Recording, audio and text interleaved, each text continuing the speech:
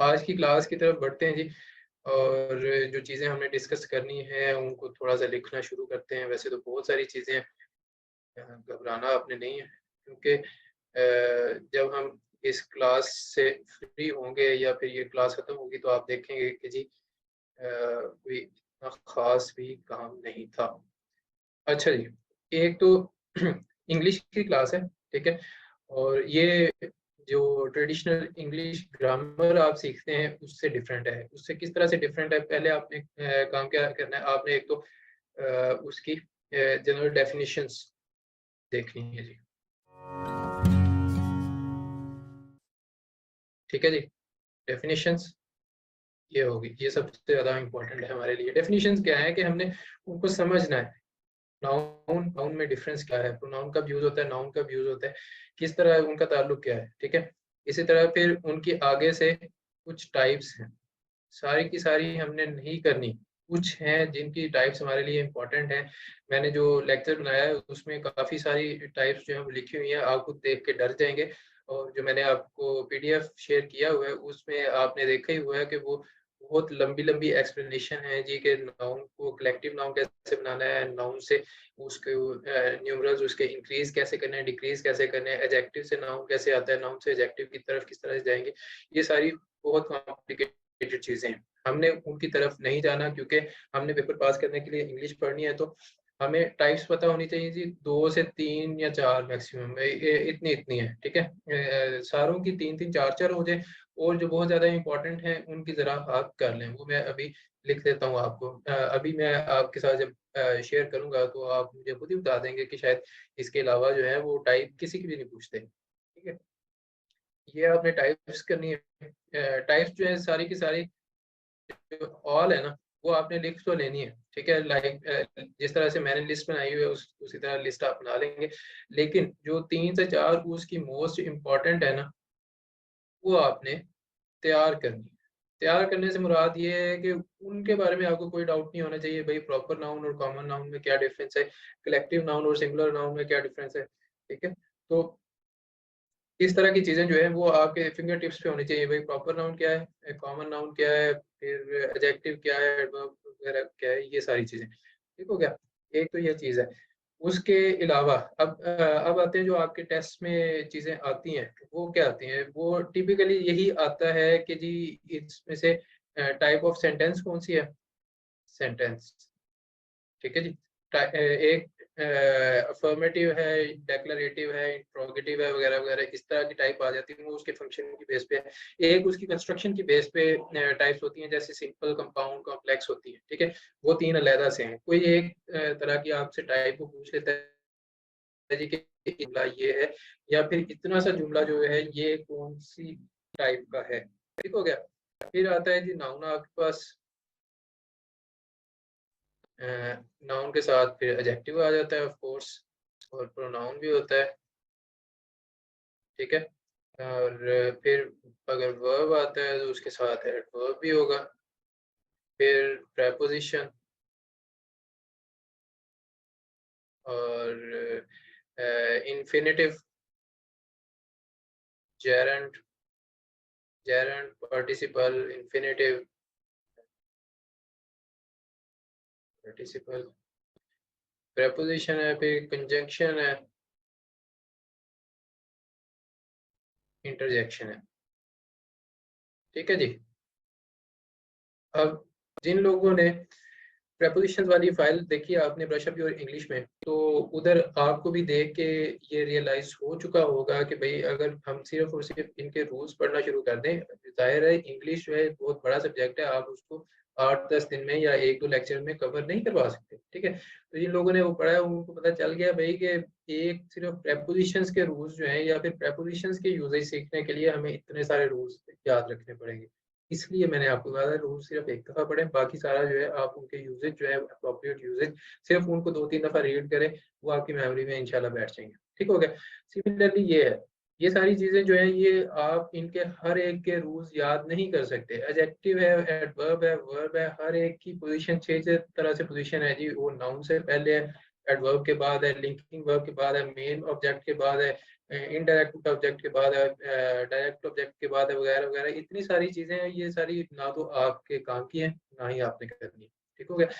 तो हमारे लिए मोस्ट इम्पॉर्टेंट ये सारी चीजें हैं जी, कि जी इनका एटलीस्ट हमें पता हो कि ये है क्या भाई। एडवर्ब, एडजेक्टिव और वर्ब वगैरह में क्या फर्क है, प्रेपोजिशन, कंजंक्शन, इंटरजेक्शन क्या होती है, जेरेंड क्या होता है, पार्टिसिपल वगैरह क्या होता है, इनकी हम डेफिनेशंस करेंगे, जो कि मैंने सबसे पहले लिखा जी, हम डेफिनेशंस करेंगे। ठीक है।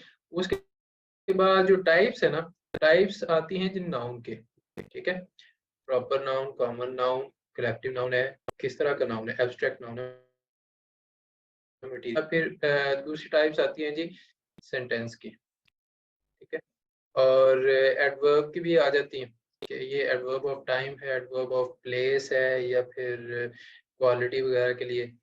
और बाकी I think pretty much nothing. बाकी सिर्फ आपको उनकी पहचान होनी चाहिए भाई।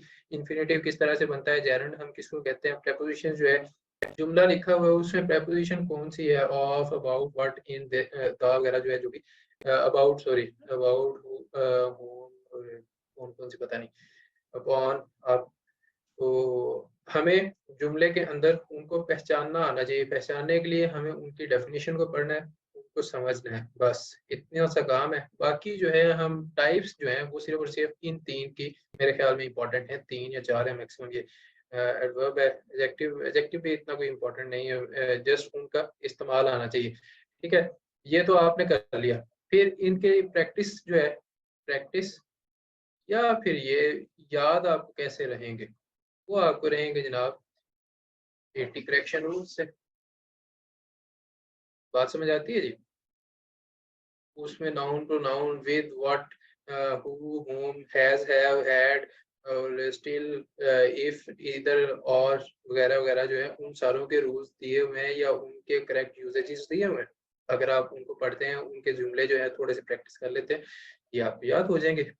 ये आपके मतलब कि वो रूल्स शायद आपको याद नहीं होंगे, लेकिन जो कंस्ट्रक्शन आपने पढ़ी है 2-3 दफा, उस तरह के जुमले आपकी नज़र से गुजरते हैं, तो आपको समझ आ जाती है कि यार नॉट ओनली के साथ बट ऑल्सो आता है। ठीक है। सिर्फ बट नहीं आता, बट ऑल्सो आता है।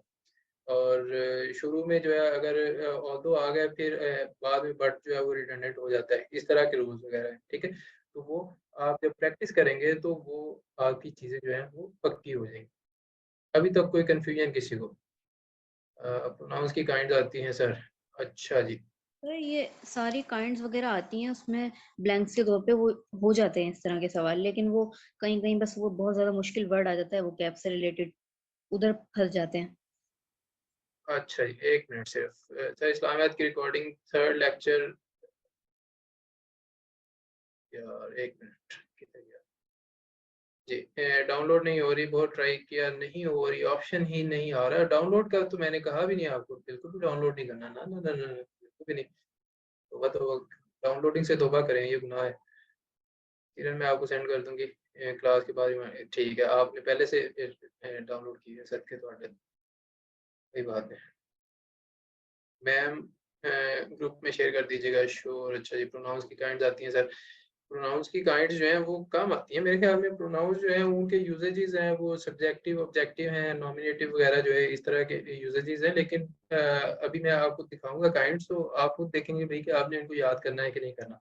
एक एक की जो है प्रोनाउन, एडवर्ब, वर्ब, क्या उसको कहते हैं दूसरा, एडजेक्टिव, इन सारों की एक एक की भी 8-8, 10-10 टाइप्स हैं। ठीक है। अब उनको पढ़ने में या फिर एक दफ़ा पढ़ते हुए तो आपको समझ लग जाती है, लेकिन बाद में वो चीज़ें एक दूसरे के अंदर मिक्स होना शुरू हो जाती है। ये प्रॉब्लम है। ठीक है। इसलिए मैं एडवाइस कर रहा हूँ कि सिर्फ आप कंसाइज रखें, 3-4 जो चीज़ें हैं उनको कर लें, they will be sufficient for you. बाकी जो है उनकी टाइप्स याद करने से आई थिंक कोई इतना फ़ायदा नहीं होने वाला।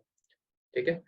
मुस्कान ने अभी कहा था जी कि टाइप्स आ जाती हैं, लेकिन देखें, आपने कहीं देखा है जी कि प्रपोजिशन की टाइप पूछी है उसने कोई, या फिर ये जी कंजंक्शन की टाइप कौन सी है इसमें यूज हुई हुई? ठीक है।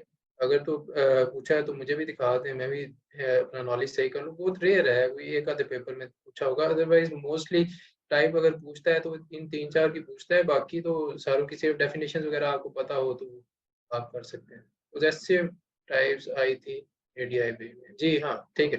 पोजेसिव सब्जेक्टिव नॉमिनेटिव वगैरह। पोजेसिव क्या है कि मेरा जब मैं किसी चीज को अपना कह रहा हूँ, my book, my my neighbour, या फिर my bat ball, my bat, my bike, my car, मेरा सारा कुछ जो है, या फिर your friend, your book, your marker, your scissor वगैरह वगैरह। तो ये सारी पोजेसिव हैं, ठीक है। अच्छा जी, ओनरशिप जाहिर करने के लिए जो है वो पोजेसिव होती हैं, बिल्कुल जी, ठीक हो गया।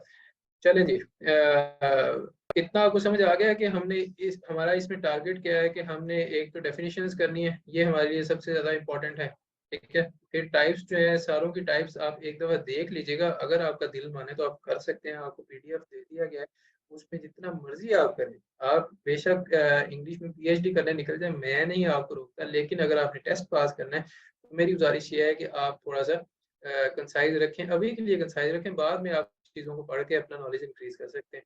मैंने भी नहीं पढ़ा कभी, कोई मसला नहीं, पास हो जाता है टेस्ट, ठीक है। तो टाइप्स जो है इन 3-4 की याद रख लें। ऑल टाइप्स जो हैं वो बस देख लेंगे, बता देंगे आपको क्या चीज़ है बस, ठीक है। और उसकी प्रैक्टिस के लिए आप एटी करेक्शन रूल्स वगैरह या फिर कोई भी दूसरे ले सकते हैं।